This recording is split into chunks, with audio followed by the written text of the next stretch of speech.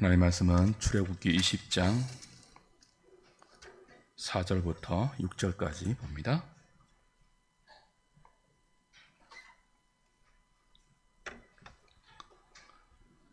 출애굽기 20장 4절, 5절, 6절 우리 같이 한 목소리로 합독하겠습니다. 너를 위하여 새긴 우상을 만들지 말고 또 위로 하늘에 있는 것이나 아래로 땅에 있는 것이나 땅 아래 물속에 있는 것에 어떤 형상도 만들지 말며 그것들에게 절하지 말며 그것들을 섬기지 말라. 나 내 하나님 여호와는 질투하는 하나님인즉 나를 미워하는 자의 죄를 갚되 아버지로부터 아들에게로 3, 4대까지 이르게 하거니와 나를 사랑하고 내 계명을 지키는 자에게는 1000대까지 은혜를 베푸느니라. 아멘. 오늘 백구문을 통해서 제2계명이 금지하는 내용이 무엇인지를 살피려고 합니다. 108문이 제2계명이 우리에게 요구하는 성도의 의무 아니었습니까? 하나님을 바르게 섬기라, 바르게 사랑하라, 바르게 예배하라, 그런 의무였는데요. 109문은 하나님을 바르게 섬기고 사랑하고 예배하기 위해서 금지하는, 이 계명에서 금지하는 죄가 무엇인지를 가르쳐 줍니다. 109문을 제가 읽을 테니까 여러분이 한번 답을 해보시죠. 제109문, 제2계명에서 금지하시는 죄는 무엇입니까? 제2계명에서 금지하시는 죄는 하나님께서 친히 제정하시지 않은 다른 어떤 예배를 고안하고 언론하고 명령하고 이용하고 어떤 식으로든 인정하는 것, 거짓 종교를 허용하는 것, 삼위 하나님 전체나 그중 어느 위를 표현하고자 우리 마음속으로나 실제로 다른 그 어떤 피조물을 그것의 형상으로나 그와 비슷하게 만드는 것, 그리고 그 형상 자체를 예배하거나 그 형상으로 또는 그 형상 안에서 하나님을 예배하는 모든 일, 거짓 신들의 형상을 만드는 것, 그것들을 예배하거나 그것들에 속하는 것을 섬기는 것, 우리가 직접 고안하여 쓰는 것이든 다른 사람들로부터 전통을 통해 받은 것이든 고대 문화, 풍속, 헌신, 선한 의도라는 명목으로나 혹은 다른 그 어떤 구실로나 하나님께 드리는 예배에 무엇을 더하거나 제함으로 하나님께 드리는 예배를 더럽게 하는 모든 미신적인 고안품, 그리고 성직매매, 신성모독, 하나님께서 정하여 주신 예배와 규례를 무시하고 경멸하며 저지하고 반대하는 모든 것입니다. 자, 이 제2계명이 이런 것들을 우리에게 금지하고 있다는 것입니다. 우상을 만들지 말라.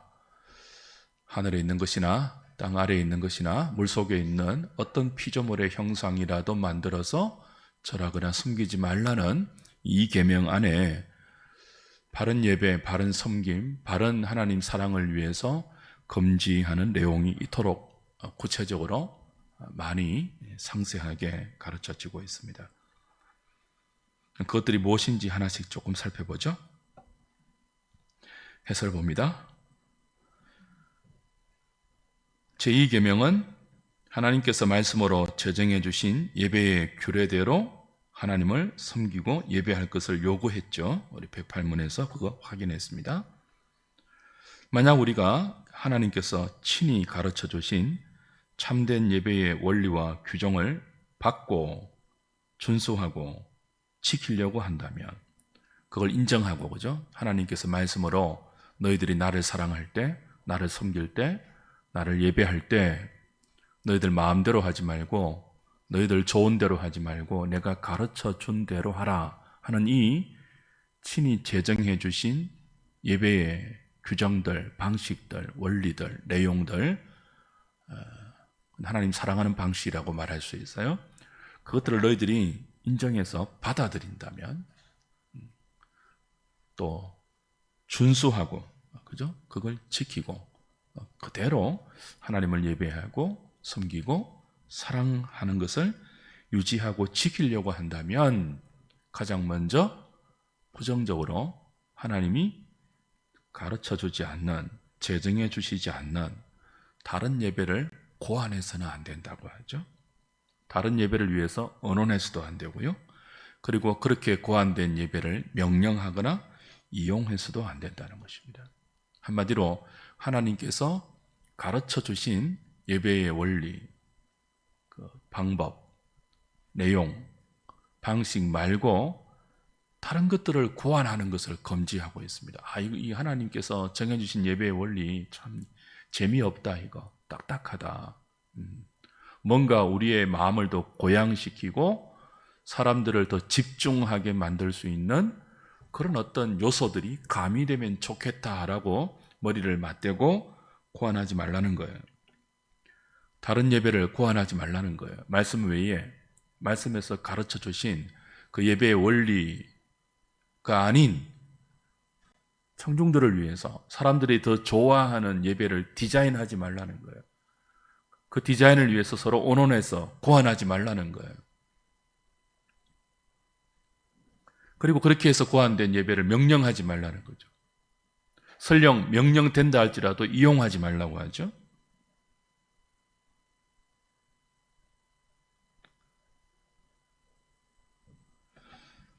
해설 2번 보십시오. 그렇게 하나님께서 제정해 주신 예배의 방식 외에 다른 예배를 고안하고 언론하고 명령하고 이용하지 않았다 할지라도 거기 이번에 하나님 말씀 예배의 방식 외에라고 적어야 되겠죠, 그죠? 예배 외에 다른 예배 저 빠뜨렸네요. 어떤 식으로도 그런 거짓된 예배를 인정하고 있다면, 설령 내가 고안하거나 언론하거나 명령하거나 이용하지 않았다 할지라도 그 거짓된 예배를 인정하고 방조하고 있다면 그 또한 거짓 예배와 거짓 종교를 용납하는 것이 되어서 이 계명을 어기는 죄에 해당된다. 이렇게 대유리 문답이 가르쳐 줍니다. 왜 그렇습니까? 부가 우리 다음 주에 배우겠지만 이 계명에 부가된 그 내용을 보면 질투하는 하나님을 소개하잖아요. 하나님 질투한대요. 하나님이 제정해 주신 예배의 방식, 원리가 아닌 우리가 고안해낸 그 이 계명의 첫 번째, 너를 위하여 새긴 우상을 만들지 말라, 그렇게 되어 있잖아요. 하나님을 형상화하고 우리가 우상을 만드는 것은 언제나 그 목적이 우리 자신을 위한 거예요. 그러니까 다른 예배도 누구를 위한 거예요? 명목은 하나님을 위하여라고 이름 붙일 수 있지만 사실은 우리 자신을 위한다는 거죠. 우리의 기호, 우리의 선호도에 맞게 사람들이 더 좋아하는 방식으로 예배를 디자인하고 그런 예배를 세팅하고 그런 예배를 명령하고 그런 예배에 더 종교적인 희열을 느끼고 더 감각적인 만족을 느끼는 것. 그래서 더 많이 이용하고 설령 거기에 내가 본질적으로 아주 주도적으로 참여하지 않았다 할지라도 모르면 어쩔 수 없다 할지라도 알고 있는데도 거짓된 예배를 인정하고 방조하고 있다면 그 또한 하나님께서 질투하는 것이다.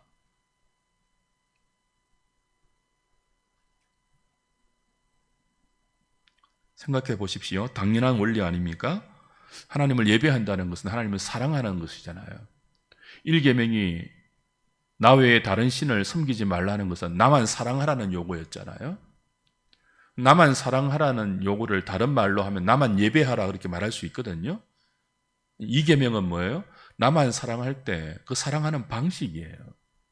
어떻게 나를 사랑해야 되느냐, 어떻게 나를 예배해야 되느냐라고 하면 너희들 좋을 대로 하지 말고 내가 가르쳐 준 대로 하라는 거예요. 근데 우리 그럴 수 있잖아요. 사랑한다고 하면서 그 사랑을 내가 원하는 방식으로 강요할 수 있잖아요.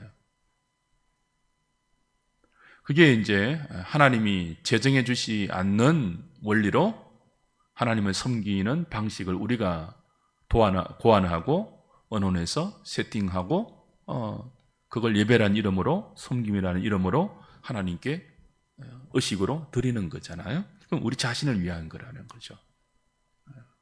그거 하지 말라는 것이 제2 계명입니다. 해서 3번입니다. 같이 읽겠습니다. 시작. 하나님은 영이심으로 형상이 없습니다. 그러므로 삼위 하나님 전체나 혹은 삼위 중에 한 분이라도 눈에 보이는 형상으로 표현하는 것은 하나님과 하나님의 본질에 대한 잘못된 생각을 갖게 만듭니다. 교회와 성도는 눈에 보이는 형상만 아니라 마음속으로도 어떤 피조물의 형상으로 하나님을 상상하지 말아야 합니다. 하나님은 영이시잖아요. 삼위 하나님의 가장 본질적인 요소 가운데 하나가 영이신 하나님이에요. 물론 성자 하나님은 우리를 구속하기 위해서 하나님의 경륜의 때가 될 때 육신을 입고 우리를 대속하기 위한 구속주로 오셨지만 그 육신을 입은 성자 하나님조차도 그 본질은 영이죠. 근데 그걸 우리가 눈에 보아서 알 수 있는 어떤 구체적인 형상으로 형상화할 때 그 본질이 흐려져요. 영이라는. 영은 보이지 않잖아요. 우리가 상상해서 어떤 고정된 형태로 딱 만들어 놓고 그걸 하나님이라고 부를 수 있는 그런 분이 아니라는 거예요.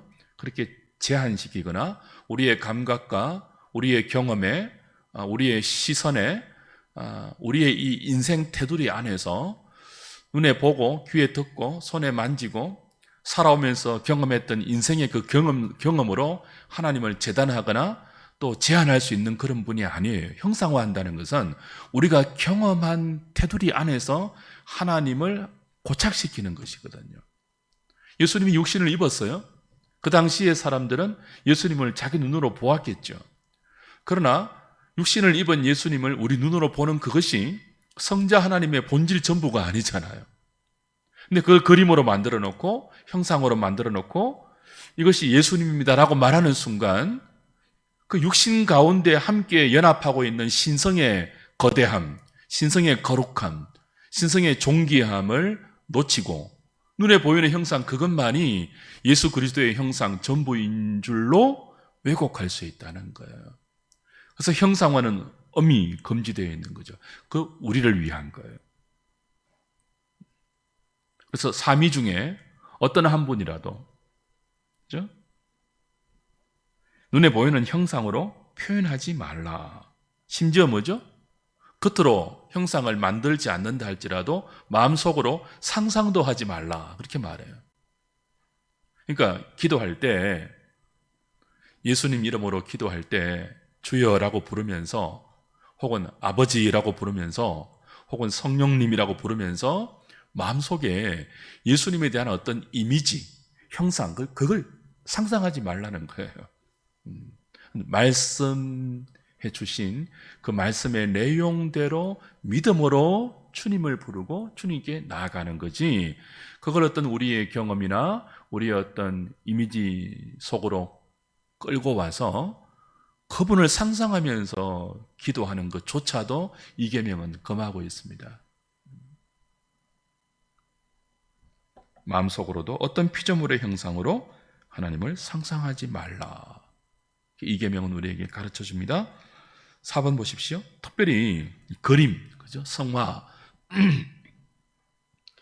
종교개혁자들은 중세 로마 천주교가 많이 사용했던 예수 그리스도가 육신을 입고 오셨으니까 그 예수 그리스도를 그림으로 표현하지 못하도록 엄히 금했습니다. 웨스민스터 총회도 데어리 문답, 소요리 문답, 신앙고백서 그 표준 문서를 통해서 제2 계명이 삼위일체 가운데 그 어떤 분의 표현도 형상으로 하지 못하도록 엄히 금하는 계명이라고 친히 가르치고 있죠. 말씀드린 대로 왜냐하면 인성을 취하셔서 신성과 연합되어 있는 성자 예수님을 그림으로 그려서 표현하는 순간 그분의 신적 본질이 훼손되기 때문이죠. 왜곡되기 때문이죠. 그래서 우리는 그림뿐만 아니라 사진, 그 밖에 예술 작품들도 예배의 목적을 위해서 혹은 예배를 돕는다는 목적으로 사용되어서는 안 된다는 거예요. 여러분이 유럽에 여행을 가시면 대부분 가이드가 안내하는 곳은 성이에요. 그리고 성당이에요. 거의 그것밖에 없어요, 유럽은. 조금 돌아다니다 보면 거의 그 성이 그 성이고 그 성당이 그 성당인데, 성당을 들어가면 전부 공통적으로 확인할 수 있는 것이 화려한 스테인드 글라스입니다. 화려함이에요. 창문에 다, 그죠? 장식으로 아주 아름답게 스테인드 글라스로 무엇인가를 표시했죠. 많은 경우는 성경의 내용을, 성경의 어떤 인물을, 심지어 예수 그리스도를 혹은 마리아를 스테인드 글라스로 형상화해 놓고 있습니다. 마리아 상도 있고요. 많은 세인트, 성인들의 상도 있고요.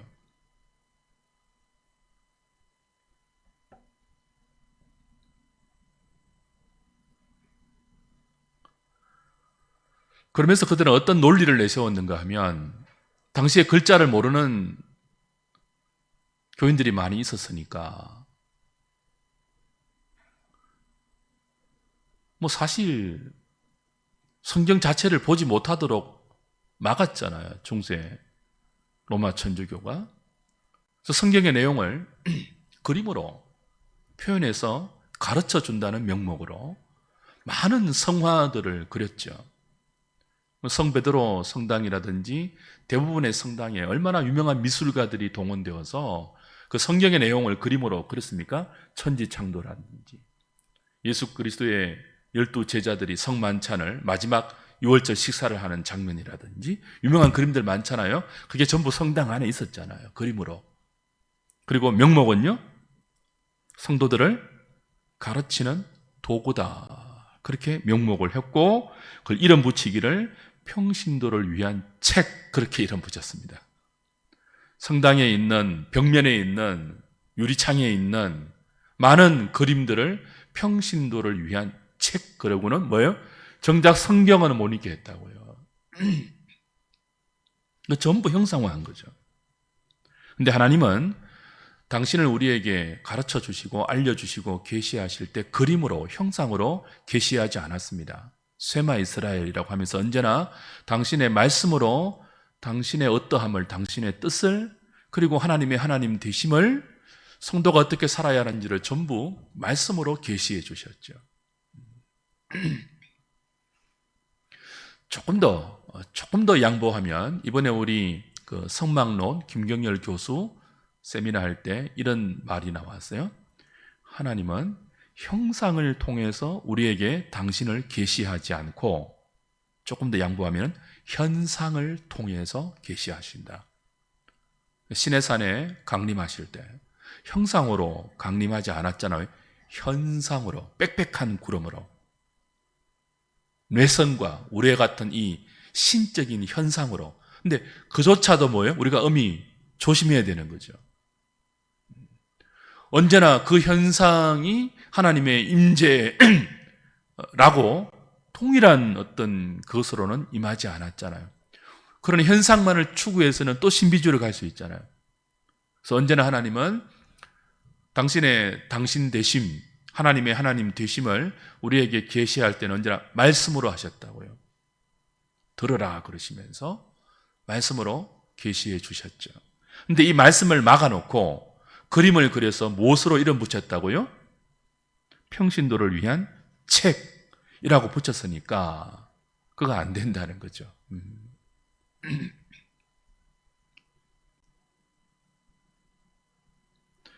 여러분이 이거는 조금 제가 많이 나간 말인지 모르겠지만, 목걸이 할 때 십자가 목걸이 하고 귀걸이 할 때 십자가, 그런 거 안 하시면 좋겠어요. 장신구를 설령 저는 그런 거 반대하는 사람 중에 아주 고리타분 사람이거든요. 그리스도인이 막 이렇게 막 주렁주렁 달고 다니는 거 저는 안 좋아해요. 그 내면을 화장하라고 신약 성경이 가르치고 있지 않습니까? 많이 양보해서 반지 낄 수도 있죠. 목걸이 할 수도 있죠. 근데 담백하게 하십시오. 괜히 신앙인이라고 뭐 십자가 목걸이 이런 거 하지 마시라고요. 신앙을 그런 식으로 나타내지 않아도 되거든요. 차에 운전하면서 왜 십자가 목걸이 걸고 다니세요? 십자가 목걸이 걸고 다니면서 위반은 다 하시고 그러면 안 되잖아요. 그죠? 그러니까 우리 교회도 보세요. 우리 합동교단은요, 강대상 앞에 십자가 못 붙이게 되어 있습니다. 최대한 담백하게 강단을 중심으로 해서 앞에 성만찬 상이 있고. 여러분이 유럽 여행을 가시면 개혁교회의 예배당과 천주교의 성당을 대조해서 한번 보세요. 개혁교회 예배당이 별로 없지만 확연한 차이가 나요. 개혁교회 예배당은요, 굉장히 담백해요. 모든 장신구, 성인상, 벽화, 그림 이런 것들 개혁자들이 최대한 제거했잖아요. 우상이라고. 담백하게 강대상을 강조했죠. 말씀을 전하는 강대상. 어떤 개혁교회 예배당은요, 이 강대상이 저 위에, 한 구덩이 저 위에 높은 데에 올라가 있어요. 다른 모든 그림과 다른 모든 조각상들 다 철폐하고 말씀을 전하는 강대상과 말씀을 듣는 회중들이 말씀을 중심으로 하나님을 예배하는 그런 분위기들을 느낄 수가 있죠. 예배당 자체에서. 그래서 우리 교회도 최대한 지금 단촐하게 한 거예요.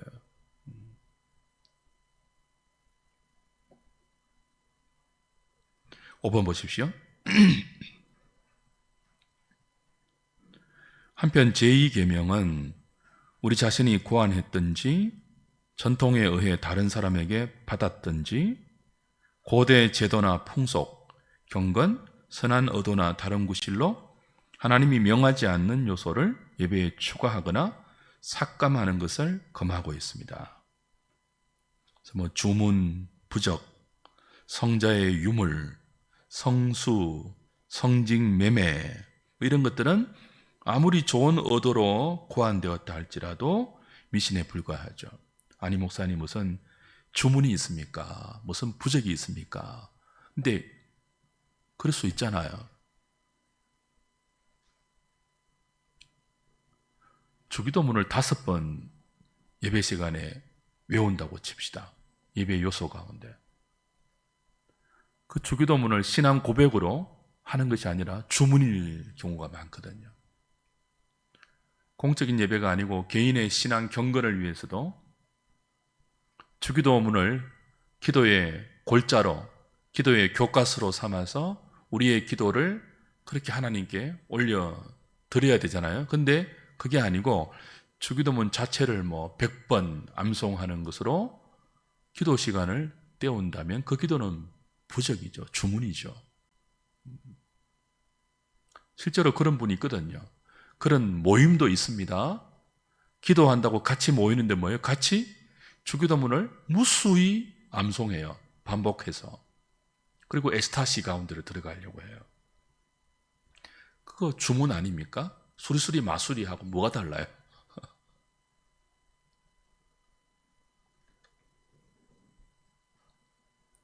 성자의 유물, 성수, 성직매매. 중세 로마 천주교가 부패의 정점을 찍을 때 예배의 요소 이런 것들이 다 있었죠. 예배를 주관하는 사제들을 돈으로 매수하고 직분을 줄 때도 금전이 오고 가는 성직매매. 요즘도 우리 직분자 세울 때 무슨 명목으로든지 교회가 직분을 세울 때 돈을 받는 것은 성직매매예요. 직분자는 예배를 수종드는 사람이잖아요. 예배를 수종드는 사람이 하나님께 거룩한 직분을 받는데 왜 돈이 오고 갑니까? 그런 사람들에 의해서 주도되고 섬김이 일어나는 예배는 본질 그 자체가 부패하다는 거죠.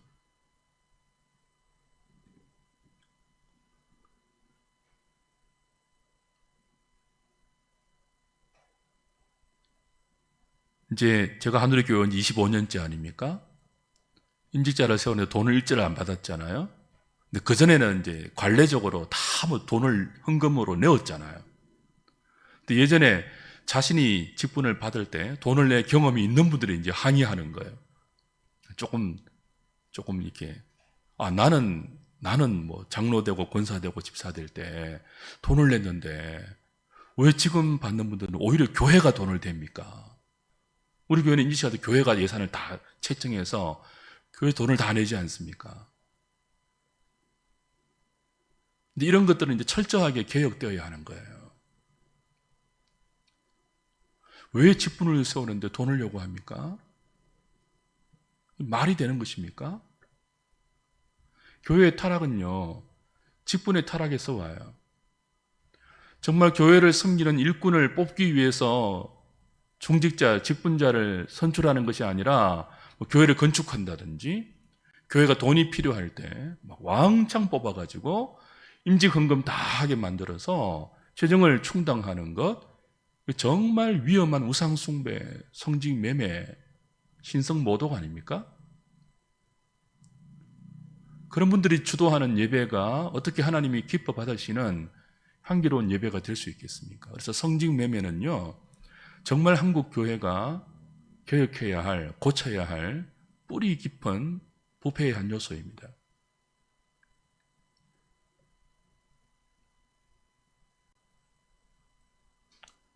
성자의 유물, 성수, 그죠? 또 예배 시간에 껌을 질겅질겅 씹거나 불필요하게 말하고 속삭이고 예배와 아무 관계없는 책을 들고 와서 잡지를 들고 와서 본다든지 그런 행도들은 비록 우리가 잘못된 예배, 거릇된 예배를 고안하고 언언하고 명령하고 허용하고 인정하는 것은 아니지만 참된 예배의 규례에 대한 태만이죠. 바른 예배에 대한 경멸이죠. 그리고 바른 예배를 방해하는 것이고 바른 예배를 반항하는 것으로서 신성 모독에 해당된다. 그렇게 해석할 수 있습니다. 이 계명을 대어리 문답의 109문에 그렇죠? 요즘 유행하는 열린 예배, 한참 유행은 지나갔죠. 뭐 80년대 유행했으니까요. 구도자 예배, 열린 예배, 예배 중에 막 이렇게 청년들, 학생들 나와가지고 워십 댄스 하는 것, 우리끼리 모여서 그냥 다른 축제 행사하거나 다른 행사할 때 뭐 얼마든지 율동할 수 있죠. 근데 그 동기를 가만히 보면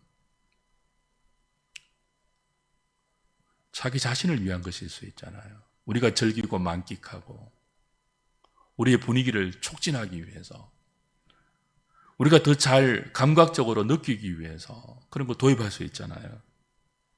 그것도 이 계명이 금지하고 있는 요소다, 죄다. 이렇게 대어리 문답은 가르치고 있습니다.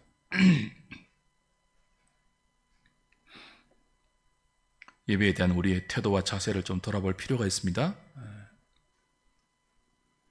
이렇게 대어리 문답, 표준 문서들이 가르쳐주는 바른 신앙의 원리, 예배의 원리, 규정들을 살피면 마치 우리가 바리새적 같은 그런 마음을 느낄 정도로 이 시대는 너무 멀리 갔어요. 예전에 제가 부교육자 할 때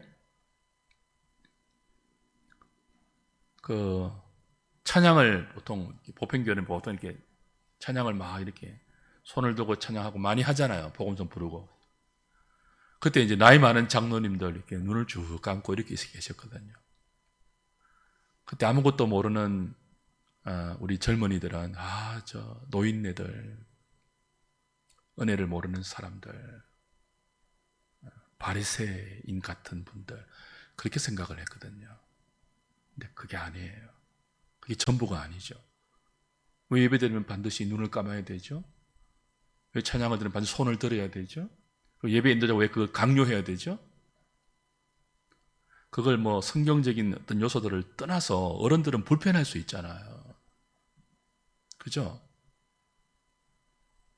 그 불편한 것을 예배 인도자가 강요하면 안 되거든요. 성경에 나와 있지도 않는데.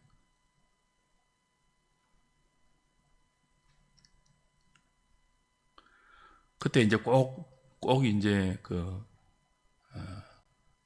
근거 구절로 되는 것이 요즘 우리 묵상하는 사무엘하 본문에 나왔던 언약궤를 예루살렘 성으로 모셔올 때 다윗이 춤춘 것.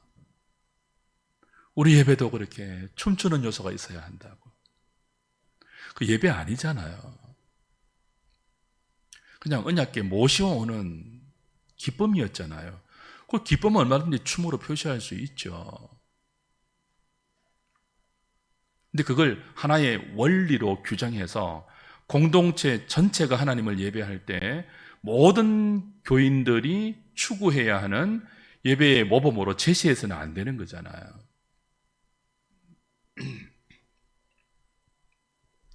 그래서 우리는 6번 보십시오. 예배의 원리와 규례의 관계를 좀 이해할 필요가 있습니다. 예배의 원리는요, 하나님께서 말씀으로 계시해 주신 뜻에 따라서 교회가 의도적으로 채택해서 확립된 법 그리고 관습이에요. 그 원리예요. 그 원리의 기초는 성경 말씀이에요. 하나님이 친히 가르쳐 주신 그 예배의 방법, 예배의 원칙, 예배의 내용들, 그것들을 의도적으로 채택해서 확립시킨 법, 관습을 우리는 원리라고 부르는데요. 반면에 규례는 그렇게 성경적인 계시에 기초하지 않고 오래되었고 일반화되었기 때문에 거부감 없이 견지해온 오래된 방법이에요. 오랫동안 사용해와서 하나의 그 종교적인 관습이 된 그런 것들 규례라고 볼 수 있죠. 예를 들면 신약교회가 그리스도의 부활 이후에 안식일을 주일로 모였잖아요. 하나님을 예배하는 날을 주의 날로, 부활의 날로 모여서 하나님께 예배하고 떡을 떼고 하나님을 섬겼지 않습니까? 그건 원리상 성경 말씀의 신학적인 어떤 가르침을 베이스로 해서 교회가 확립시킨 체계이죠. 우리 이제 주일을 하나님 예배한다. 우리의 공적 예배 모임은 주일이다. 안식일이 아니고 주일이다. 그 기초에는 뭐가 있다고요? 하나님이 계시해 놓으신 안식일이 주일이 되는 어떤 계시에 있죠. 성경의 진리의 기초에 있죠. 원리라고 한다면 그럼 주일 몇 시에 모일 것입니까? 라고 하는 것은 시대마다 다르잖아요. 우리 한국교회는요, 주일 오전 11시잖아요. 저녁에는 뭐 7시 하기도 하고 오후 2시에 하기도. 이거는 뭐예요? 오래된 관습이란 말이에요. 몇 시에 모이는 것은 성경에 없으니까 우리의 어떤 보편적으로 가장 많은 성도들이 함께 모일 수 있는 시간을 교회가 간섭적으로 정해서 오랫동안 지켜왔잖아요. 11시. 얼마든지 규례는 뭐예요? 얼마든지 바꿀 수 있는 거죠. 근데 원리는, 주일의 원리는요, 평일로 대체할 수 없는 거죠. 요즘에 이제 현대인들이, 직장인들이 주일날 지키지 못하는 경우가 많이 있어서 어떤 교회들은 주일에 성수할 수 없는, 주일에 예배할 수 없는 교인들을 위해서 주일 예배를 평일로 오픈하는 경우 있습니까? 없습니까? 있죠. 이건 원리를 바꾸는 거예요. 주일 11시가 아니고 우리 9시에 모입시다. 2시에 모입시다. 얼마든지 그럴 수 있죠. 규례니까. 근데 주일을 평일로 바꾸자. 이거 성경의 기초를 왜 안식일이 주일이 되었는지, 그렇죠? 하나님의 창조와 하나님의 구원을 메시지화해서 우리에게 지키라고 규정해 주신 제4계명이 왜 주일이 됩니까? 안식일에서 죄로 말미암아 깨트려진 이 하나님의 안식, 그 하나님의 완전한 창조와 완전한 구원이 새로운 재창조인 그리스도의 십자가와 부활로 완성되었기 때문에 우린 첫 번째 창조를 기억하고 첫 번째 출애굽의 구원을 기억했던 안식일을 그리스도가 성취하신 부활의 날 주일로 지키고 있죠. 이건 성경적인 신학적인 원리란 말이에요. 그 원리는 바꿀 수 없는 거죠. 근데 그 원리를 지킬 때 우리의 관습에 따라서 교회가 역사적으로 정해서 오랫동안 지켜온 규례는요, 바꿀 수 있죠. 근데 이 원리와 규례가 충돌할 때는 무엇을 희생해야 되겠습니까? 원리는 고수하되 규례는 희생시켜서 하나님을 향한 우리의 충성심, 그 사랑에 대한 우리의 진정성, 그것을 입증해야 되는 거죠. 뭘 희생시키면 안 된다고요? 규례를 지키기 위해서 아니야 11시 만 해라고 해서 금요일 11시로 하자 이렇게 하면은 원리를 희생하는 거잖아요. 모든 것이 물론 주의 날이죠. 모든 날이 주의 날이죠. 근데 그 주의 날을 하고요, 하나님의 창조가 완성된, 하나님의 구원이 완성된 안식일이 주일이 되는 분명한 신학적인 원리가 있는 이 주의 날하고는 다르단 말이에요. 모든 날이 주의 날이라고 월요일부터 주일까지 7일 중에 아무 날이나 예배하는 날로 교회가 공적으로 정해서 선포하는 그 원리를 바꾸는 거잖아요.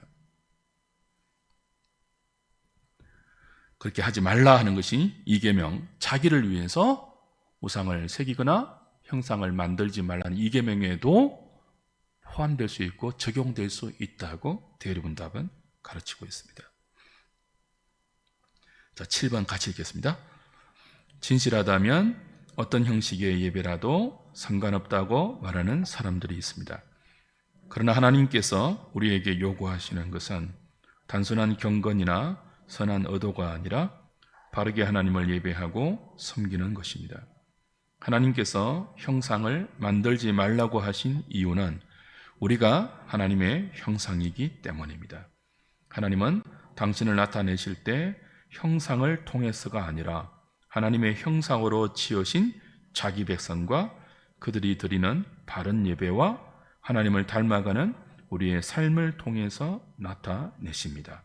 이 계명을 어기는 사람은 반드시 1계명을 어기는 자리까지 나아가게 된다는 사실을 유념한다면 하나님을 외적인 형태나 내적인 형태의 어떤 모습으로도 형상화하지 말아야 합니다.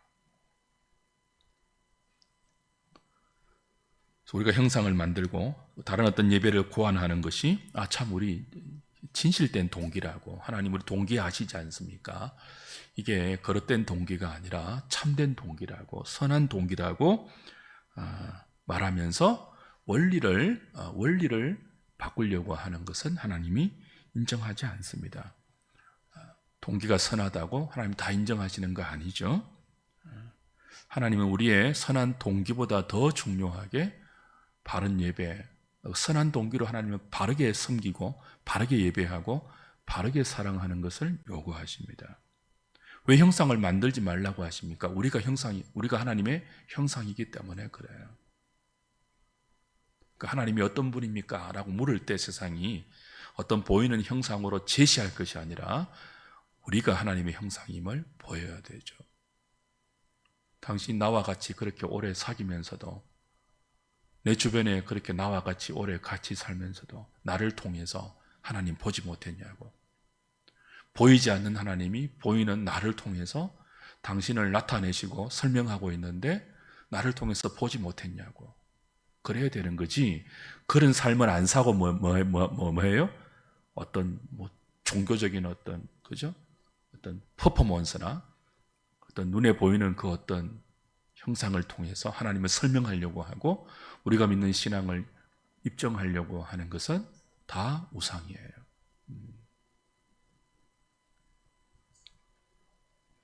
바른 예배, 그리고 바른 삶, 그것이 바로 이 계명이 우리에게 요구하고 그 요구를 위해서 검지해야 하는 많은 디테일한 세부적인 요소들을 가르쳐주고 있습니다. 우리가 이 계명을 가볍게 여기고 신앙을 마치 부적처럼, 주문처럼, 타 종교처럼 그렇게 기독교 신앙을 왜곡하면요, 이것은 반드시 1계명을 어기는 것으로 연결되어요. 우상숭배로 반드시 연결되기 때문에 이 대의문답이 가르쳐주는 이 계명의 요구와 금지하는 죄들을 좀 유념하셔서 우리가 하나님을 어떻게 사랑해야 되는지, 어떻게 섬겨야 되는지, 어떻게 예배해야 되는지에 대해서도 좀 세심한 주의를 기울이시는 저와 여러분 우리 하늘의 공동체 되었으면 좋겠습니다. 찬송가